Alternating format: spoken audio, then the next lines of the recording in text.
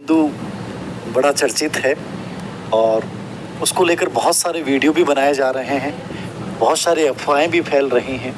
मुझे लगा कि एक वीडियो मैंने इस पे पहले बना दिया था। आज दोबारा शॉर्ट में वीडियो बनाने का उद्देश्य केवल यही था कि सबके जवाब पर्सनली दिया जाना संभव नहीं था और मुझे क्या लगता है और क्या होना चाहिए, क्योंकि कोई भी गलत चीज होती है उसका विरोध भी किया जाना चाहिए। एकमात्र हमारा देश है जहां आज भी जाति बहुत इंपॉर्टेंट है।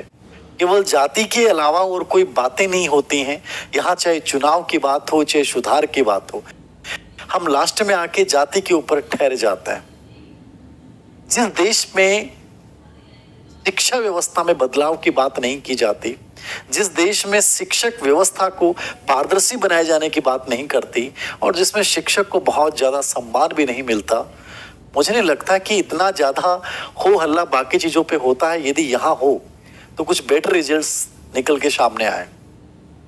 सबसे बड़ी चीज, माननीय शिक्षा मंत्री जी ने एक बयान दिया और बयान देने के साथ उन्होंने निर्देश दिए कि कुछ ऐसा सिस्टम किया जाए कि एक परीक्षा जो है वो होनी चाहिए। और उस खबर को आज हर सोशल मीडिया पे बड़ी प्रमुखता से उभारा जा रहा है और जो बच्चे इस समय प्रिपरेशन कर रहे थे बहुत गंभीरता के साथ, उनको कंप्लीटली डिस्टर्ब कर दिया। उनका मानसिक संतुलन इस स्थिति पे आ गया कि उनको, जिन्होंने प्रिपरेशन नहीं की, वो बच्चे कह रहे हैं कि हम तुमसे आगे हैं, अब देखो तुम्हारा क्या होगा, तुम तो मेंस की तैयारी कर रहे थे, ये तो पूरा सिस्टम ही बदला जा रहा है। पहले से धैर्य नहीं खोए। एक बयान से कुछ नहीं बदलने वाला, और बदलेगा तो उसके एक सिस्टम होगा, और सिस्टम होगा तो गलत सिस्टम का विरोध किया भी जाना चाहिए। अब आप कहेंगे कि सर क्या एक एग्जाम सही है? मैंने जितने अखबारों में न्यूज आई, मैंने बहुत सारे यूट्यूब के ऊपर मेरे को बच्चों ने कुछ वीडियो भेजे कि देखो सर ये सपोर्ट कर रहे हैं, आपका क्या विचार है? यदि आप सच में अंतरात्मा से और हर पहलू पे विचार करके देखेंगे क्या ये निर्णय सही है, आप भी कहेंगे और मैं भी कहूंगा और हर व्यक्ति कहेगा ये निर्णय गलत है। आज राजस्थान में लगभग 40 से 45 हजार बच्चे रिट पात्रता परीक्षा क्वालिफाई कर चुके हैं और उनके बहुत अच्छा स्कोर भी 130 प्लस स्कोर वाले भी हैं। हर परीक्षा का लेवल अपना एक अलग अलग होता है। केवल एक पात्रता परीक्षा के आधार पर चयन नहीं किया जाना चाहिए, कंप्लीटली गलत है। नंबर 2, कोई कहेगा कि सर कोचिंग वालों को फायदा है, 2 से 3 पेपर हो। फायदा और नुकसान, इन दोनों विषयों से हटकर किसको फायदा और किसको नुकसान, उससे बेटर आप अपनी बात करेंगे। आपको कितना नुकसान है और कितना फायदा है, ये आपको देखना चाहिए। अभी मैं एक बोनस का विवाद चल रहा है, अंक बोनस का। अधीनस्थ सेवा चयन बोर्ड के जो अध्यक्ष हैं आलोक जी, उन्होंने एक ट्विटर पे एक पोल करवाया कि जो डिलीटेड पर्सन है उसका फायदा सबको मिल जाना चाहिए, या जिस बच्चों ने उनको हल किया है सबसे अधिक पर्सन की उनको मिलना चाहिए। मैंने देखा कि अधिकतर बच्चे यूं ही पोल कर देते हैं। सच में डिलीटेड पर्सन बनते क्यों हैं? मैंने बहुत सारे बच्चों को ऐसा देखा है कि इन डिलीट पर्सनों की वजह से बाहर हो गए जबकि योग्य थे, और एक कम योग्य बच्चा जिन्होंने उन प्रश्नों को नहीं किया और वो सिलेक्ट हो गया। तो हमारे यहाँ ऐसे प्रश्न बनाए क्यों जाते हैं कि यूपीएससी में 1% डिलीट नहीं होता, राजस्थान में 1% डिलीट क्यों होते हैं? एक पेपर में 15 से 20% डिलीट हो जाते हैं। एक ऐसे प्रश्न का आंसर गलत मान लिया जाता है जो कि ऑथेंटिक किताब में कुछ और है। जैसे एक माउस वाला प्रश्न आया था साइकोलॉजी में, वो हर किताब में मिला हुआ है, दिया हुआ है, लेकिन अधीनस्थ सेवा चयन बोर्ड ने उसको अलग मान लिया। हमें गलत का विरोध नहीं करेंगे तो व्यवस्थाएं आप पे थोपी जाती रहेंगी। इससे पहले एक, जैसे मेरे पास बच्चों का मैसेज था कि सर क्या हो सकता है, जैसे एक प्रावधान ये था कि रिट पात्रता परीक्षा के 70% अंक शामिल किए जाएं और 30% अंक ग्रेजुएशन के किए जाएं। क्या व्यवस्था सही है? कदापि सही नहीं है। एक बच्चे के सब्जेक्टिव एग्जाम में अच्छे नंबर आ सकते हैं जबकि योग्य नहीं हो सकता। बीए में नंबरों के आधार पे आप ये तय कर लें कि वो बच्चा योग्य है, गलत है। कि आपने रिट के 70% जोड़ दिए, 30% स्नातक के जोड़ दिए, क्या ये व्यवस्था पहले सही थी? कंप्लीट गलत थी, कंप्लीट गलत है, गलत थी। सही चयन तो उसी बेस पे होना चाहिए ना कि आप एग्जाम को क्वालिफाई करो। यदि ऐसा हो तो फिर आरएस में केवल प्री एग्जाम होनी चाहिए ना, प्री के आधार पे एसडीएम बना दो ना आप, मेंस की कहां जरूरत है? जेई आईआईटी की अपन प्रिपरेशन करते हैं तो एक मेंस एग्जाम होती है कि एडवांस एग्जाम होती है? एडवांस का क्यों आयोजन किया जाता है? कि वहां से बढ़िया प्रतिभा निकल के आए। यदि किसी का यूं ही हो गया है तो वो एडवांस में जाके अपनी प्रतिभा यदि नहीं बना पा रहा है तो बाहर है। सिस्टम बहुत जरूरी है, फॉलो किया जाना चाहिए। रीट एग्जाम एक 4 पेपर बेस पे एग्जाम होती है, उसमें किसी बच्चे का स्कोर बहुत अच्छा भी आ सकता है, खराब भी आ सकता है, लेकिन जो टैलेंटेड बच्चा होगा वो तो 2 एग्जाम में भी निकल के चला जाएगा। तो मुझे लगता है कि यदि ऐसा होता है, अभी फिलहाल सोचिएगा ऐसा हुआ नहीं है। आपके बहुत सारे बच्चों के प्रश्न कि सर मैं मेंस की प्रिपरेशन कर रहा था, अब मैं कुछ नहीं कर पा रहा हूं, मैं डिस्टर्ब हूं, मैंने कोचिंग की 22,000 फीस जमा करवा दी। पहली बात तो आपको ऐसी कोचिंग ज्वाइन नहीं करनी थी बेटा जिसमें 22,000 रुपया फीस देते हो। सेल्फ स्टडी किया करो, सबसे बेस्ट ऑप्शन है, बहुत जरूरी है ये चीजें। नंबर 2, यदि आपने कोचिंग कर रहे हो तो फिर तनाव मत लो, आप बहुत कुछ सीख रहे हो। आप मेंस की प्रिपरेशन कर रहे हो, आप राजस्थान का जीके पढ़ रहे हो, आप साइकोलॉजी पढ़ रहे हो, आप मेथड्स पढ़ रहे हो, आप अपना सब्जेक्ट तैयार कर रहे हो। नुकसान कहीं नहीं होने वाला आपको। आप यहाँ नहीं तो कहीं और निकल जाओगे, निकल जरूर जाओगे। तो जो बच्चे अपनी तैयारी कर रहे थे उनको कंटिन्यू रखना चाहिए। और जिनकी रिट 200 सवाल बच्चों का था कि सर हमारी ऑलरेडी रिट पात्रता क्लियर है, तो क्या हमें मेंस की तैयारी क्या करें हम? तो अभी तो जरूरी नहीं है। देखो रिट को तो हटा नहीं सकते, सिंपल सी बात समझना, रिट को कोई भी सरकार नहीं हटा सकती क्योंकि ये आरटी 2009 के तहत है, इसको कोई नहीं हटा सकता, ये रहेगी। समझ रहे हैं बात? अब सरकारें इसको इजी इसलिए कर सकती हैं कि पूर्ववर्ती बीजेपी सरकार ने यह फार्मूला अपनाया था जिसका भी मैं तो गलत विरोध करता हूं कि गलत है। ये जस्टिस नहीं है बच्चों के साथ। किसी बच्चे के स्नातक में नंबर कम नहीं है, कम नंबर आ जाते हैं, आ भी जाते हैं बच्चे, बहुत सारी चीजें कंपटीशन की प्रिपरेशन करते हैं, तो स्नातक को सीरियसली कौन लेता है? 1 वीक सीरीज पढ़ के बच्चे एग्जाम देने जाते हैं, हो सकता है उनके अच्छे नंबर आ जाए। एक बहुत अच्छी किताब पढ़ के गया, उसके नहीं आते हैं। तो अंक के आधार पे कोई चीज आप उसको ही नहीं कर सकते कि ये प्रामाणिकता है, गलत है। कॉपियां कैसे चेक होती है हम सबको पता है। नंबर 2, ठीक है, रीट पात्रता को नहीं हटा जा सकता। मैं क्लियर बोल रहा हूं, बहुत सारे बच्चों के मेरे पास पर्सनल मैसेज थे, तो सर क्या होगा? रीट के बाद ये कर सकते हैं, होना ही चाहिए कि रीट एग्जाम इन्होंने आयोजित करवा लिया, उसके बाद जो मेंस एग्जाम था उसमें बदलाव लेके आ सकते हैं। राजस्थान जीके का वेटेज बढ़ा सकते हैं। टीचिंग मेथड सीडीपी जो न्यू एजुकेशन पॉलिसी में सुझाव है कि उसको वेटेज दिया जाए, उसको वेटेज बढ़ाया जा सकता है। आपका सब्जेक्ट जिसके आप टीचर बनने वाले हो उसका बच्चे के नॉलेज को जांचा जाना चाहिए, उसको बढ़ाया जा सकता है। इस प्रकार से एग्जाम का आयोजन कीजिए आप, लेकिन ये तो हटेगी नहीं। अब यदि एक एग्जाम करवाते हैं तो या तो इसके आधार पे भर्ती करते हैं, तो मैं मानता हूं गलत है, क्योंकि ऑलरेडी इसकी स्कोर बहुत अच्छा स्कोर लिए हुए बच्चे दुनिया भर के भरे बैठे हैं। किस समय क्या एग्जाम हुआ, किसके कितने नंबर आए, कोई नहीं कहा जा सकता। तो ये गलत डिसीजन मैं मानता हूं कि यदि ऐसा होता है तो ये गलत है और इसका कंप्लीटली आप लोगों को विरोध करना चाहिए। मुझे लगता है कि एक ईमानदार बच्चे के साथ, प्रतिभाशाली बच्चे के साथ ये जस्टिस नहीं होगा। आप ये कहोगे धीर सिंह सर आपके कोई हित है क्या? देखिए मुझे कोई फर्क नहीं पड़ता, 2 हो, 1 हो, 3 हो, एक रीट हो, डायरेक्ट आपको नियुक्ति दे दी जाए घरों से उठा उठा के, मुझे कोई फर्क नहीं पड़ने वाला है और मेरी इतनी संकीर्णता है भी नहीं।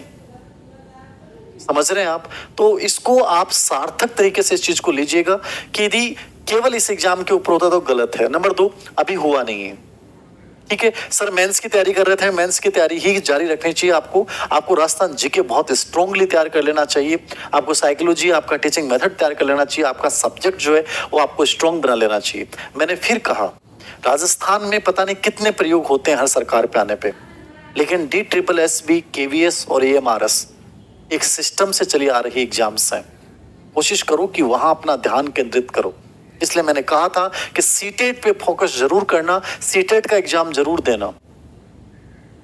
जब यहां राजस्थान में जब अनिश्चितता का दौर हो और स्पेशली ग्रेड 3 को लेकर अनिश्चितता का ज्यादा दौर है, इस खबर के आने के बाद ग्रेड 2, ग्रेड 1 के बच्चों में बड़ा कंफ्यूजन हुआ। मुझे लगता है कि आपको ऐसा कंफ्यूजन नहीं रखना चाहिए और इस संदेह में जो तुम समय गंवाओगे वो सिर्फ तुम्हारा समय होगा और वो लौट के नहीं आएगा। मेरे से बातें सुन रहे हो, 2 टीचर के YouTube पे वीडियो और देखोगे, कोई और अखबार में आएगा, आपको लगेगा कि सही क्या गलत क्या है। ऐसी स्थितियों में निर्णय खुद का लेना चाहिए कि सही ये है कि मेरी प्री ऑलरेडी क्लियर है, रीट क्लियर है, मुझे मेंस को टारगेट लेके सब्जेक्ट राजस्थान जीके, साइकोलॉजी, इन सब को अच्छे से स्ट्रॉन्ग बना लेना चाहिए। MCQ निकालने चाहिए। कोई भी भर्ती किसी भी स्टेट की आती है, मुझे फॉर्म जरूर भरना चाहिए। कब क्या हो जाए पता नहीं चलता। मैं 2 साल 1 साल जो अपनी गवर्नमेंट जॉब की प्रिपरेशन के लिए समय दे रहा हूं, इसको पूर्ण निश्चितता के साथ दूं और ईमानदारी के साथ आप इन चीज़ों को लेके चलते हो, सब्जेक्ट एनसीईआरटी आरबीसी बोर्ड की किताबों को तैयार कर लेते हो, साइकोलॉजी टीचिंग मेथड बहुत अच्छे से तैयार कर लेते हो, और राजस्थान का जीके अच्छे से तैयार कर लेते हो, तो फिर चाहे कितने भी बड़े बदलाव हों, छोटे हों बड़े हों, आप बच जाओगे, कर जाओगे। ठीक है। दूसरा क्या था मेरे पास सवाल? मेंस वाला मैंने बता दिया।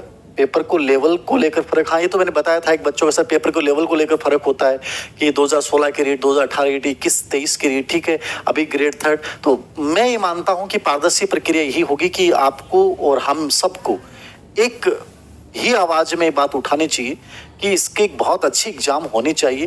केवल एक एग्जाम के बेस के ऊपर ऐसा नहीं किया जाना चाहिए। मुझे लगता है हाँ, वो एग्जाम को आप सिलेबस बड़ा बना सकते हो, उस सिलेबस को विस्तृत कर सकते हो, उस सिलेबस का स्कोर बढ़ा सकते हो आप, और एक ऐसा एग्जाम आयोजित करवाइए कि जो है वो बहुत अच्छा निकल के आए, जो योग्य है वो बने। हम तो ये चाहते हैं, समझ रहे ना, हम तो ये चाहते हैं कि जो बच्चा योग्य हो बने। तो कोई भी गलत चीज का समर्थन नहीं किया जाना चाहिए। अब आपके कोई और सवाल हो, लेवल फर्स्ट के बच्चों को सर क्या करना चाहिए? मैंने फिर कहा है कि लेवल फर्स्ट का बच्चा हो या लेवल सेकंड का बच्चा हो, यदि वो केवल ग्रेड 3 का सपना देख रहा है, ग्रेड सेकंड ग्रेड फर्स्ट के योग्य नहीं है, तो उस बच्चे को मेंस के सिलेबस के अकॉर्डिंग ही आगे बढ़ना चाहिए। मेरी पर्सनल राय है। मेंस होगी कि नहीं होगी वो भविष्य के गर्भ में छिपा हुआ है और अभी कोई नहीं जानता है। अभी इन चीजों को लेकर कुछ भी नहीं हुआ है, शिक्षा विभाग में इस चीज को लेकर कोई हलचल नहीं है, और मैं 20 वीडियो बना दूंगा तो मैं यही बात कहूंगा आपको। अभी फिलहाल आप इस चीज को सत्यता नहीं माने। यद्यपि जितने भी राजस्थान के बड़े अखबार हैं, मीडिया चैनल हैं, उन सब में इस बात की पुष्टि की गई है कि ऐसा होगा, लेकिन मैं फिर कह रहा हूं ये एक बहुत लंबी प्रोसेस होती है, इनमें बहुत एक लंबा समय लग जाता है। तो मुझे यदि थोड़ा बहुत भी आप फॉलो करते हैं तो मैं आपको ये कहूंगा, जिसकी आप कर रहे थे उसी की कीजिए। और रीट पात्रता कोई बहुत बड़ा एग्जाम नहीं है, बहुत आसानी से आप कवर कर जाओगे। जिसको लेकर आप बहुत टेंशन में आ जाएं कि सर अब क्या होगा, हमें तो ऐसा लग रहा है भविष्य गर्भ में आप शिक्षा मंत्री को गाली दो, वो दो, इन गालियों का कुछ नहीं निकलने वाला। हमें हमारे लिए बहुत बेहतर की तलाश करनी है, और जब हमें हमारे लिए बेहतर की तलाश करनी है तो आपको इस समय का सदुपयोग करना होगा। आपको वो चीजें आपको साथ लेके चलनी पड़ेंगी कि चाहे कितने भी बड़े बदलाव क्यों नहीं आ जाएं, यदि मैं ये चीजों को कवर कर लेता हूं तो मुझे कोई प्रॉब्लम नहीं आएगी। ये मेरा व्यक्तिगत ओपिनियन आप कह सकते हैं। सर रीट कब होगी? बेटा देखो, दो चीजें मैंने कहा। अभी 4 जून के बाद ये हलचलें शुरू होंगी। 4 जून तक आचार संहिता है। अब हाँ, 4 जून के बाद इसको लेकर मैंने आपको पहले भी कहा था कि बजट की घोषणाओं को लेकर जस्ट मीटिंग होगी इनकी। तो बजट की घोषणाओं में इन्होंने 17,000 भर्ती घोषणा की है। कई बच्चों ने, मैंने जब बताया था कि ग्रेड फर्स्ट ग्रेड सेकंड की वैकेंसी आएंगे, तो कई बच्चों ने कहा सर इस साल नहीं आएंगी। देखो, हमारे आसपास बहुत सारे लोग हैं और वो हमेशा रहेंगे। मैं इतना क्यों प्रेरित करता हूं? मुझे मोटिवेट करने की जरूरत कहां है? मुझे मोटिवेशन से फायदा नहीं मिल रहा, मुझे मोटिवेशन से फायदा नहीं मिल रहा। मैं ये चाहता हूं आप अपनी जिंदगी में 5 से 7 ऐसे लोगों की सुने जो आपको कहेंगे कि आप अच्छा कर सकते हो। आप अपने आसपास 4 से 5 लोगों, अरे नहीं नहीं होगा रे, देखना एग्जाम नहीं होगी रे, अरे मैं कह रहा हूं ना भर्ती आएगी नहीं ना, अरे राजस्थान की ये सरकार है कभी नहीं आनी, देखना शिक्षा मंत्री ऐसा है ये हो जाएगा। तुम 10 लोगों की बात 10 में दिन में ये 10 सुन लोगे ना, तुम्हारा पूरा दिन खराब चला जाएगा। और एक दिन खराब जाने का मतलब एक दिन खराब नहीं होता है, वो एक दिन पूरे महीने को प्रभावित करता है, और तुम्हारा एक महीना तुम्हारे पूरे वर्ष को बर्बाद कर देता है, और तुम्हारा एक वर्ष तुम्हारी पूरी जिंदगी को बर्बाद कर देता है। जिंदगी में उन 5 से 7 लोगों को हमेशा अपने आसपास रखो जो हमेशा ये कहें आएंगी क्यों नहीं। क्या वैकेंसियां रिक्त पद खाली नहीं है? 100% पद खाली है तो आएंगी वैकेंसी। राजस्थान में नहीं आएंगी यार, मैं सेंटर में लग जाऊंगा। और हर दिन भर्तियां निकलती हैं किसी न किसी डिपार्टमेंट में। राजस्थान क्यों, पूरे भारत के किसी न किसी डिपार्टमेंट में हर दिन कोई ना कोई भर्ती निकलती है। यदि तुम पॉजिटिव हो, तुम आशावादी हो, तो तुम निकाल पड़ोगे किसी भी अंधकार से। और तुम उन लोगों की बातें सुन रहे हो, मैं कमेंट्स पढ़ता हूं आप लोगों के यूट्यूब पे।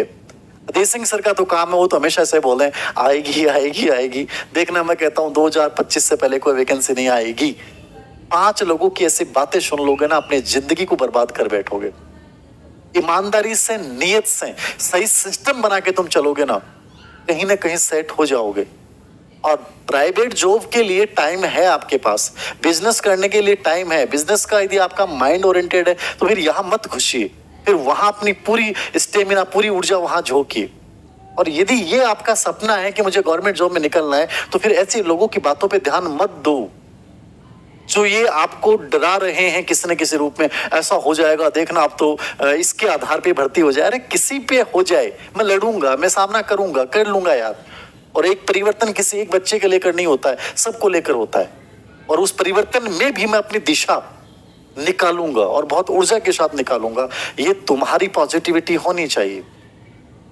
इसलिए नेगेटिव लोगों से प्रभावित होना बंद करें, छोटी छोटी न्यूज से प्रभावित होना बंद करें। यूट्यूब या चाहे कोई भी व्यक्ति जो आपको अनावश्यक रूप से डरा रहा है, उससे डरने बंद कीजिए। चीजें आसान है और आसान नहीं है तो आसान बनाया जा सकता है, मेरा ये व्यक्तिगत मत है। सेकंड ग्रेड कब तक? मैंने कहा कि कभी भी आ जाएगी। तुम फिर ये सवाल उलझाए हो, अब बहुत सारे बच्चों को नहीं आएगी। मैंने कहा कभी भी आ जाएगी, क्या हमारी प्रिपरेशन तैयार है? सेकंड ग्रेड की ईमानदारी से, ग्रेड फर्स्ट की ईमानदारी से। और इसमें भी बच्चों को बोल रहा था जिनकी एमए, उनको नेट का फॉर्म भरना चाहिए। नेट पे एक वीडियो बनाया था मैंने, और मैं उसकी फर्स्ट पेपर की 4-5 यूनिट की क्लास है यूट्यूब पे करवा भी दूंगा, कुछ चीजें आपको बढ़िया तरीके से समझा भी दूंगा। लेकिन क्या आप नेट करते हैं तो आपका स्कूल लेक्चर का प्रिपरेशन बहुत अच्छे से हो रहा है? आप सीटेट करते हैं तो आपका रीट पात्रता बहुत अच्छे से हो रहा है? आप ग्रेड सेकंड करते हैं तो आपकी कई भर्तियों की प्रिपरेशन साथ में हो रही है। तो इस चीज का सवाल का जवाब तुम किसी से ढूंढोगे कि सर वैकेंसी कब आएगी, किसी के पास प्रमाणिक खबर नहीं है। मैं केवल एक विश्वास और आशावादिता के साथ आपको बोलता हूं कि आएगी, और ये मेरा विश्वास है 100% वैकेंसी आएंगी। अब तुम उनमें डिजर्व करते हो कि नहीं करते हो, तुम पे डिपेंड करता है। सेकंड एग्जाम कब तक हो सकता है? बेटा 2025 से पहले कोई भी एग्जाम नहीं होगा। भर्ती 2024 में आएंगे, एग्जाम सब 25 में। 1 साल का टाइम लेके चलना। तुम यदि समर्थ नहीं हो तो पार्ट टाइम जॉब करना, चाहे अखबार बेचना पड़े, चाहे किसी रेस्टोरेंट में काम करना पड़े, कहीं भी कीजिए। और जॉब्स की कमी नहीं होती। मैं कई बार बच्चों को बोलता हूं, मेरे को हिंदी टाइपिंग वाले बच्चे मेरे से संपर्क किया करो, घर बैठे हुए काम दूंगा उनको। ज्यादा पैसे नहीं दूंगा, लेकिन इतने पैसे दूंगा, काम चल जाएगा। बच्चे बात ही नहीं करते हैं। आपको पेज मेकर में टाइपिंग क्या है, 2 महीने में आप टाइपिंग सीख सकते हो। महीने के 2-4-5 हजार रुपए तो कहीं भी कमा लो, घर बैठे 20 पेज में दे दूंगा, 40 पेज में दे दूंगा। हम करना नहीं चाहते काम। सर मुझे फैक्ट्री में काम, फैक्ट्री में क्यों काम करना है? टाइपिंग सीखिए ना, छोटा मोटा कोई कंटेंट लिखना शुरू कीजिए ना। अपने जिस क्षेत्र से जुड़े हुए हैं वहां उस काम को कीजिए। यदि आपको अपनी एक आइडेंटिटी बनानी है, आपको देखना पड़ेगा कि कौन सी चीजें मेरे लिए लाभदायक हो सकती हैं। उन चीजों को मुझे जोड़ते हुए आगे बढ़ना है, ना कि उन नकारात्मक चीजों में घुसना है जो लोग कह रहे हैं या जो मेरी पढ़ाई से अलग मुझे चीज से लेके जा रही है, वहां मुझे ध्यान नहीं देना। इतना सब कुछ बताने के बाद भी यदि तुम भटक रहे हो तो तुम भटकने लायक हो। चीजें खुद सर्च करनी है, खुद निकालनी है, अन्वेषण करना है। लर्निंग बाय डूइंग ही होगा, खुद करना ही होगा। कोई दूसरा तुम्हें सब कुछ नहीं परोस सकता। ये भी समझ में नहीं आती चीजें। सर मैं अच्छी फर्स्ट ईयर एसटीसी में हूं तो क्या करूं? बेटा निर्भय आप फर्स्ट ईयर में हो, BSTC first year, BEd first year, तो आपको पूरा ध्यान देना चाहिए कि आप अपना सब्जेक्ट स्ट्रॉन्ग बनाएं, आप साइकोलॉजी स्ट्रॉन्ग बनाएं, आप टीचिंग मेथड स्ट्रॉन्ग बनाएं, और आप राजस्थान बोर्ड की बुक्स को स्ट्रॉन्ग बनाएं। ये 4 चीजें कर लो आप, चाहे आप फर्स्ट ईयर में हो या आप पीरियड में हो, क्या फर्क पड़ता है? एक कई बच्चों का सवाल था, सर रीट का एग्जाम होगा क्या? रीट का एक एग्जाम होगा, अभी देखो कुछ फिक्स नहीं है। मैंने कहा ये सरकार इस पे काम कर रही है, लेकिन मैंने कहा रीट का एग्जाम जरूर होगा। रीट के एग्जाम को हटा नहीं सकते क्योंकि आरटी 2009 के तहत है।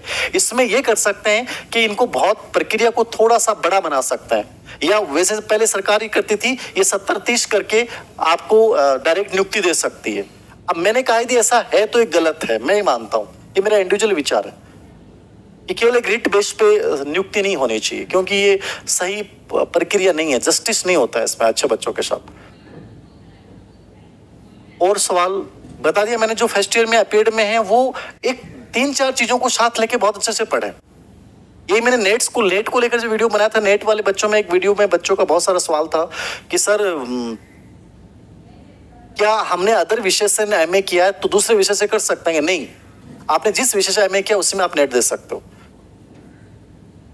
अखबार बेचने में मेरा पैर टूट गया सर, क्या करूं? बेटा कोई बात नहीं है, पैर सही हो जाएगा। अब एक पैर टूट गया इसका मतलब नहीं अखबार नहीं बेचना है। जहाँ जो नौकरी मिले ना वैसा पार्ट टाइम जैसा जॉब मिले करो यार, है ना। किसी पे डिपेंडेबल मत बनना, किसी के सामने भिक्षा तो मत मांगना, मैं तो ये कहूँगा। और बाहर निकलोगे तो बहुत कुछ सीखोगे। घर की चार दीवारी में बंधन में फंसने से, किसी की दया का पात्र बनने से अच्छा है कि चाहे कहीं भी काम करना पड़े करिए। अपने सपनों को सच करने के लिए लड़ना सीखो जिंदगी में। उस चार दीवारी के भीतर घुटने से बेटर, मैं घुटने के रहने से बेटर ये कि लड़ाई लड़ना सीखो, ये बहुत जरूरी है। सीटेट क्लियर होने पर रीट, देखो सीटेट क्लियर होने पर रीट के राजस्थान का रीट तो आपको करना ही पड़ेगा, और सीटेट क्लियर हो जाएगी तो रीट अपने आप हो जाएगी। फर्स्ट ग्रेड कब तक आएगी? मैंने जून जुलाई का सुना है और आ जाएगी मेरे अकॉर्डिंग। फर्स्ट ग्रेड कोर्स में ज्योग्राफी अपडेट हो जाएगी, डल रही है, वीडियो साथ साथ रिकॉर्ड हो रहे हैं बेटा। और कोई विशेष सवाल हो फर्स्ट ग्रेड कब तक आएगी बता दिए मैंने। टेलीग्राम चैनल धीर सिंह धाबाई ऑफिशियल है, DH5AB, जिसपे 1,65,000 के आसपास है। सर PTIM PRT में क्या करें? ऑफर्स दो सर। एक कन्फ्यूजन है कि मैं LTC की तैयारी कर रहा हूँ, सेकंड ग्रेड का सेकंड ग्रेड। देखो आपका ये जो आप कन्फ्यूजन रखता है ना कि सर मैं ग्रेड 3 की तैयारी करूँ, ग्रेड 2, ग्रेड 1, आपके सामने क्या सबसे इंपॉर्टेंट चीज़ तो ये है जो तत्कालिक सामने उसको आपको प्रेफरेंस देना चाहिए। नंबर 2, आपका अंदर से आवाज़ क्या आता है कि मैं ज़्यादा अच्छा कर सकता हूँ। मेरे पास एक बच्ची का फ़ोन आया कि सर मेरे घर वाले करेंगे मैथ सेकंड ग्रेड से कर लो, लेकिन मुझे 0% भी फील नहीं आ रहा कि मैथ्स में सक्सेस नहीं हो सकते सर, मुझे नहीं हो सकता, मुझे पता है। यदि तुम्हारे मन में ये भाव आ गया है कि मैं मैथ से सिलेक्ट नहीं हो सकती और तुम्हारे घर वाले करा रहे हैं तो तुम्हें नहीं जाना चाहिए। तुम्हें कहाँ लग रहा है कि बेटर कर सकते हो वो करो। जिसमें तुमने अपनी कमजोरी को मान लिया, निश्चित मान लिया, वहां तुम अच्छा नहीं कर पाओगे, चाहे दुनिया की किसी कोचिंग में चले जाना। तो पहली चीज आप अपने आप से पूछिए कि मेरे लिए बेटर क्या ऑप्शन हो सकता है। मैं क्या ग्रेड 1 अच्छा कर सकती हूँ, ग्रेड 2 अच्छा कर सकती हूँ, इस विषय में मैं अच्छा कर सकती हूँ। तो ये सवाल धीर सिंह सर या किसी और टीचर से आपको पूछने की जरूरत नहीं लोगों का हो। सेकंड एग्जाम कब तक हो सकता है? 2025 मैंने कहा, 2025 फरवरी, मार्च, अप्रैल। कोचिंग में 30,000 को देते हो? हाँ, बुक्स पढ़ो ना, बेस्ट ऑप्शन है। चंडीगढ़ TGT के लिए गाइड करें, मेरे को भेज देना, उनका कोई विज्ञापन हो तो मैं बता दूंगा। उत्तराखंड LT का पेपर, कल उत्तराखंड LT को लेकर मैं एक छोटा सा वीडियो बनाऊंगा, मैं बना नहीं पाया, थोड़ा सा व्यस्त था। मैं उत्तराखंड LT के लिए वीडियो बना दूंगा। SI की न्यू भर्ती शायद RS में जोड़ रहे हैं भाई इस बार। सेकंड ग्रेड लाइब्रेरी की तो अभी आ ही रखी है, उसको करो अच्छे से। साइकोलॉजी का कोर्स डाल रखा है सर। BSTC की जानकारी दें, BSTC की जानकारी के लिए अलग से वीडियो बना दूंगा सर। AP की न्यू भर्ती मैंने कहा कि देखो इस साल भर्ती चल रही है, अक्टूबर नवंबर दिसंबर तक में भी भर्ती आएगी, अक्टूबर नवंबर दिसंबर के बीच में नई भर्ती। नेट का फर्स्ट पेपर KVS मैदान देख सकते हैं, हरियंत के देख सकते हैं, प्रतियोगिता साहित्य की, तीनों में से कोई भी गाइड ले आइए, अभ्यास कीजिए। बाकी कुछ चीजें मैं बताऊंगा उसकी फर्स्ट पेपर की, उनसे आपका फर्स्ट पेपर अच्छा हो जाएगा। मैं यूट्यूब पे कुछ सेशन लूंगा उसको लेकर। और कोई सवाल हो तो बताएं। MA में 52% है। देखो MA में नेट के लिए जनरल कैटेगरी उनके लिए 55% चाहिए, ठीक है। रिजर्व्ड कैटेगरी उनके लिए 5% की छूट है, ये क्लियर लिखा हुआ है। ओके, हाँ मैं लगा दूंगा नेट फर्स्ट पेपर के लिए। और कोई हो तो सवाल स्पेशली, और हो तो मेरा उद्देश्य आपको केवल आज के सेशन से 3-4 बातें समझाना था। पहली बात तो आप परेशान नहीं हो, यदि आप कोचिंग कर रहे हैं तो उसको कंटिन्यू रखें, उसको पढ़िए। मेंस की तैयारी कर रहे थे, आपको मेंस की तैयारी करनी चाहिए, रीट के नाम पे आपको डरने की आवश्यकता नहीं है। एक एग्जाम को लेकर ये जो माहौल, पॉजिटिव माहौल बनाया जा रहा है, ये सही नहीं है, गलत है कंप्लीटली। 1 एग्जाम सही नहीं होगी, ठीक है। रीट बेस पे भर्ती करना मेरे अकॉर्डिंग सही नहीं होगा, परसेंटेज को जोड़ना एकदम से गलत होगा। इन गलत चीजों का करो। प्रक्रिया 2 मार्गी होती है, वो ज्यादा पारदर्शी होती है, वहां ज्यादा जस्टिस होता है। ये मेरा कहने का मतलब था, क्योंकि इसको लेकर ज्यादा माहौल बनाया जा रहा है। मुझे लग रहा है कि कहीं ना कहीं ये नेगेटिव फैक्टर नहीं बन जाए आप लोगों के लिए, बहुत से बच्चों के लिए बन सकता है। सब्जेक्ट बेस होना चाहिए आपका पूरा, आप जिस विषय के टीचर बन रहे हो वहां आपका नॉलेज चेक किया जाना चाहिए, मुझे लगता है, अन्यथा फिर क्या मतलब है।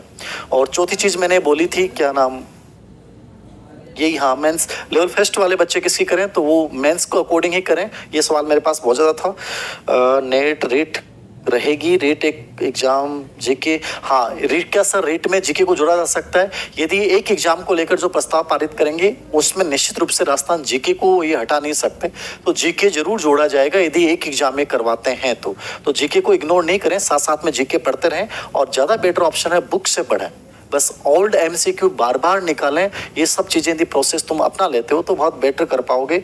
बाकी कोई और सवाल होगा तो मैं बता दूंगा, बाकी मैंने चीजें बता दी है। 90/10 सर जी, हाँ जो भी है